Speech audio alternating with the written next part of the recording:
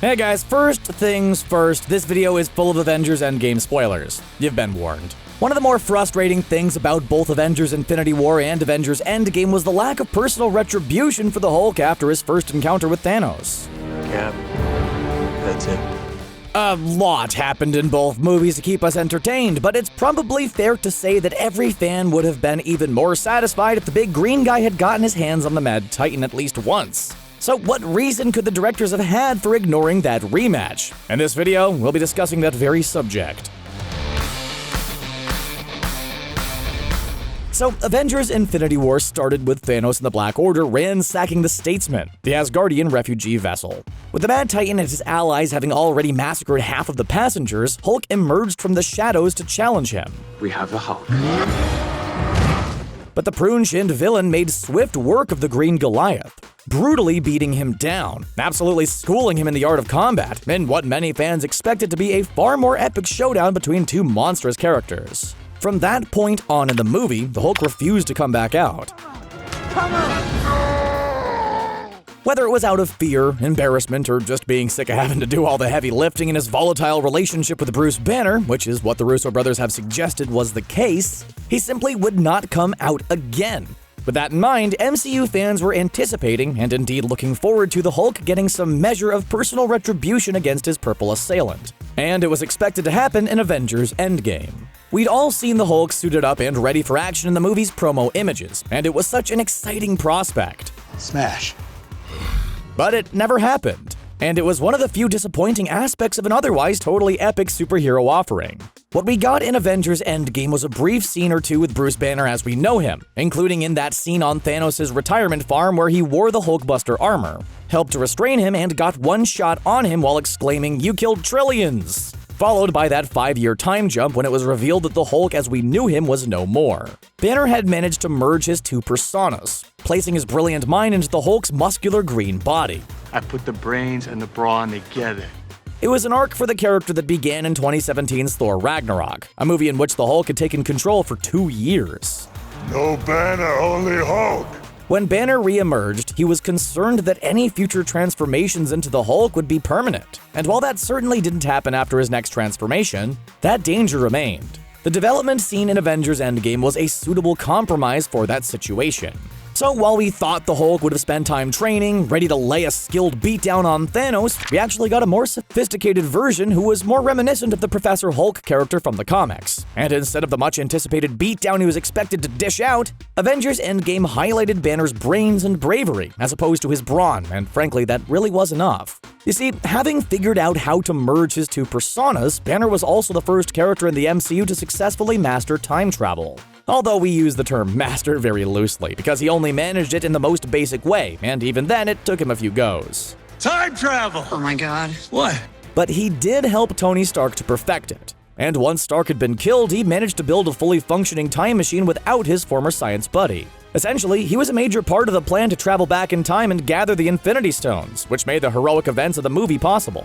He also put himself forward as the man who would don the Stark-forged Infinity Gauntlet to reverse the decimation, which was a brave decision. It was, without any shadow of a doubt, the character's most heroic act in the MCU, since he first appeared back in his 2008 solo movie. Regardless of his suitability for the second snap, such a task was always going to take its toll on him physically. He saw firsthand what it did to the incredibly durable Thanos, after all. The initial snap severely wounded him, and his last use of the stones almost killed him. Regarding what the second snap ended up doing to Banner, that's another reason why the rematch with Thanos never happened. His right arm was badly messed up by it, to the point that not only was it charred and blackened, it was also noticeably a lot skinnier.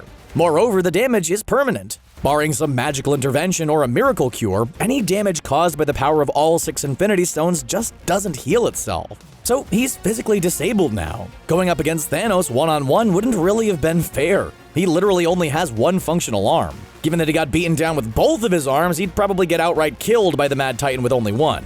Let him have his fun.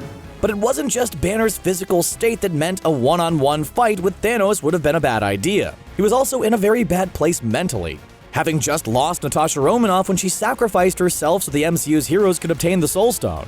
Banner and Romanoff had been romantically linked to each other in the past, and while it didn't seem to flourish into a relationship, they were still close friends. Her death hit him hard, harder than pretty much everyone other than Clint Barton for obvious reasons. While the anger caused by bereavement can often be good fuel in a fight, it also clouds judgment and leads to recklessness. He was in no fit emotional state to combat one of the most powerful individuals in the universe.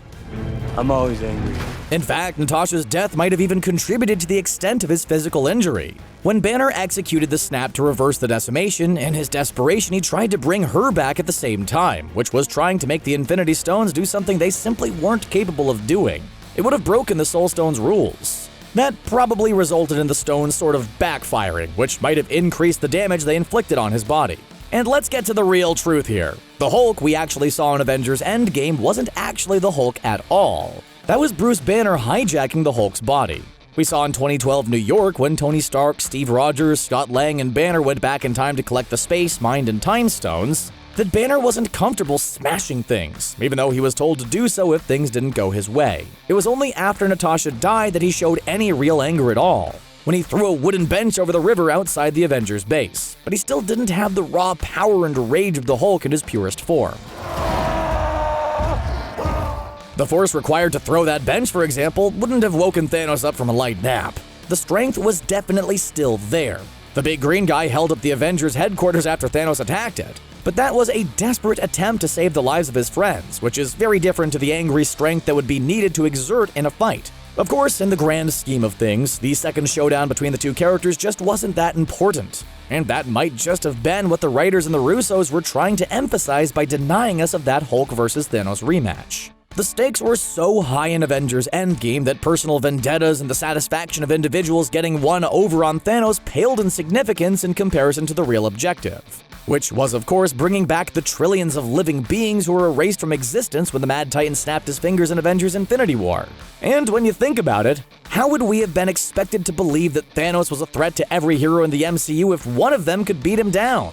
Thanos didn't lose a single one-on-one fight. The closest he came was against Captain Marvel, but he still emerged unscathed and proved himself capable of throwing her around like a rag doll when he got serious. The Mad Titan has quickly proven himself to be one of the most powerful and iconic villains in movie history, and it took the MCU's flagship character sacrificing his life and using the 6 most powerful objects in existence to finally see him off. And that's exactly the kind of thing that should have been required to do so. So, as disappointing as it might be, not seeing Hulk single-handedly beating him up is a good thing. And more to the point, the Thanos that beat down the Hulk in Avengers Infinity War had his head chopped off in the first act of Avengers Endgame. If the Hulk was to have a rematch with the character, it would have been with a past version of him who wouldn't even know who the Hulk was. He wouldn't have understood the true impact of the fight, and it would have been missing the personal feel we truly want to see in the rematch. Essentially, it would have felt incredibly forced.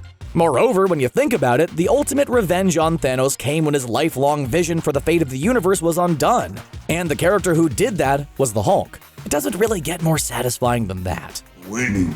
In Avengers Endgame, Bruce Banner mentioned that he lost twice in Avengers Infinity War, because both he and his big green alter ego ended up defeated. It is therefore very fitting that a merger of the two characters got to undo the Mad Titan's actions and render his life goal a complete waste of time and effort. And let's not forget that given what can happen in the world of superheroes, who knows? We may yet get to see another fight between the two characters. Yes, the Hulk is badly injured, and Thanos is, he's currently a bunch of dust, but as crazy as it might sound, characters have come back from worse. In the comic books, Thanos is known for his relationship and obsession with Mistress Death, the literal physical embodiment of the concept of death in the Marvel Universe. And she has the power to resurrect the dead on a whim.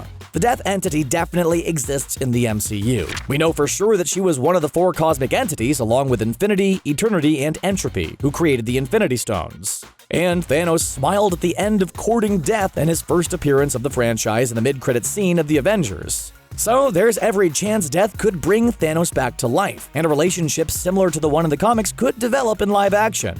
So if Thanos was to be resurrected and returned to Earth, the green guy would be amongst the first line of defense. In spite of everything, that potential rematch still undoubtedly remains an intriguing prospect, and we can't think of too many people who'd complain if it happened in a few years' time.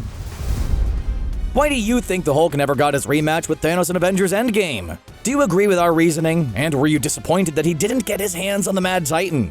Let us know your thoughts in the comments. Please give this video a like, and don't forget to subscribe to ScreenRant so you never miss our great new uploads in the future. Bye for now, guys.